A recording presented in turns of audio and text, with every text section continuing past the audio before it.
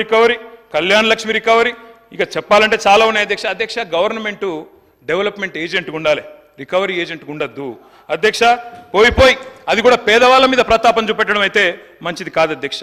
ఉన్న వాటిని ఊడగొడతామని భయపెడితే కొత్త అడగరు, వీళ్ళని అదరగొట్టొచ్చని ప్రయత్నం చేస్తున్నారు. కానీ వాళ్ళ తరపున అడగడానికి ప్రధాన ప్రతిపక్షంగా బీఆర్ఎస్ పార్టీ కేసీఆర్ బృందం ఇక్కడ ఉందనే మాట మర్చిపోవద్దని చెప్పి నేను వారికి విజ్ఞప్తి చేస్తా ఉన్నా అధ్యక్ష. దుర్వినియోగం, దుష్ప్రచారం చేయాలి, అవినీతి జరిగిందని ముద్రేయాలి, స్కామ్ల మకిలి అంటించి స్కీమ్లను ఎత్తేయాలి, అప్పుల పాలైంది రాష్ట్రం అని చెప్పి 6 గ్యారంటీలకు మంగళం పాడాలి. ఇది వీళ్ళ ఎజెండా అధ్యక్ష.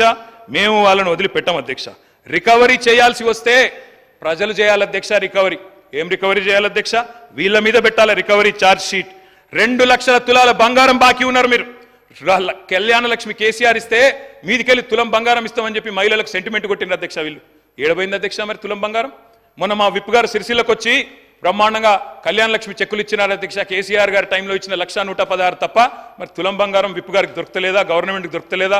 బంగారం షాపులు బంద్ అయినాయా రాష్ట్రంలో? లేకపోతే గోల్డ్ రిజర్వులు తగ్గినాయా భారతదేశంలో? వాళ్ళే చెప్పాలి అధ్యక్ష. చేయూత అధ్యక్ష, మా పేదలు ఎవరైతే వృద్ధులు ఉన్నారో, వితంతులు ఉన్నారో, ఒంటరి మహిళలు ఉన్నారో వాళ్ళు పెట్టాలా వీళ్ళ మీద రికవరీ అధ్యక్ష. మాట తప్పినందుకు గత 8 నెలలుగా 2,000 నుంచి 4,000 చేయనందుకు అప్పుడు వాళ్ళు పెట్టాలా రికవరీ మీ మీద. మహాలక్ష్మి మా ఆడబిడ్డలు 1,68,00,000 మంది ఎదురు చూస్తా ఉన్నారు. 18 ఏళ్ల పైబడ్డ ఆడబిడ్డలు నెలకు 2,500 ఇస్తామని చెప్పిన మాట వారందరూ ఎదురు చూస్తున్నారు. వాళ్ళు పెట్టాలా 8 నెలల రికవరీ మీ మీద అధ్యక్ష. మేము ఉత్తగానే ఆరోపణలు చేస్తలేం అధ్యక్ష. మీకు ఒక విషయం చూపెట్టాలా. ఇది గౌరవనీయులు భారత ప్రతిపక్ష నాయకులు రాహుల్ గాంధీ గారి ట్వీట్ అధ్యక్ష. వారు ఆనాడు ఎన్నికల సందర్భంగా అశోక్ నగర్కి వచ్చారు. వచ్చి వారు చెప్పారు అధ్యక్ష, ఇది వారి ట్వీట్, నేనేమి కల్పించట్లేదు, నేనేం చెప్పట్లేదు అధ్యక్ష. వారు 2 విషయాలు చెప్పారు.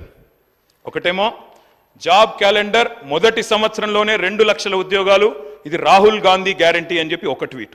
తెలుగులో చేశారు, మనకు అర్థం కాదనుకొని తెలుగులో చేసినారు అధ్యక్ష. తెలంగాణలో కాంగ్రెస్ ప్రభుత్వం ఏర్పడిన ఏడాది లోపే 2 లక్షల నియామకాలను పూర్తి చేసి యువతకిచ్చిన మాట నిలబెట్టుకుంటాం.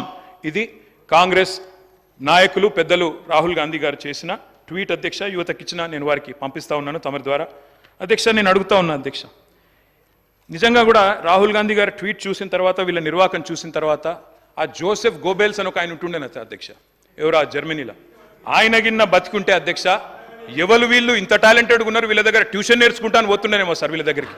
ఎందుకంటే ఇంత అద్భుతంగా అబద్ధాలు చెప్పొచ్చు అని మాకు తెలియదు సార్ అధ్యక్ష. 30,000 ఉద్యోగాలు ఇచ్చినామని చెప్పి బడ్జెట్ స్పీచ్లో చెప్పారు అధ్యక్ష.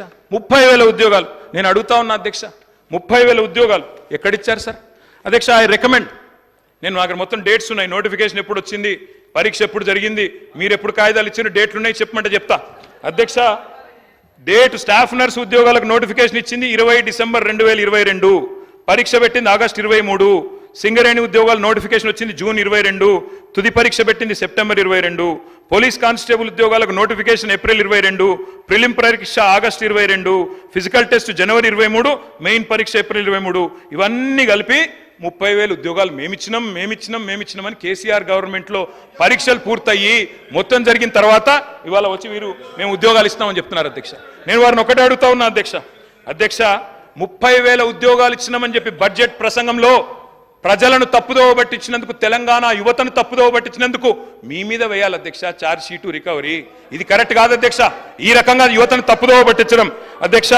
జాబుల జాతర పెడతారని ఆశిస్తే అబద్ధాల జాతర నడుస్తోంది.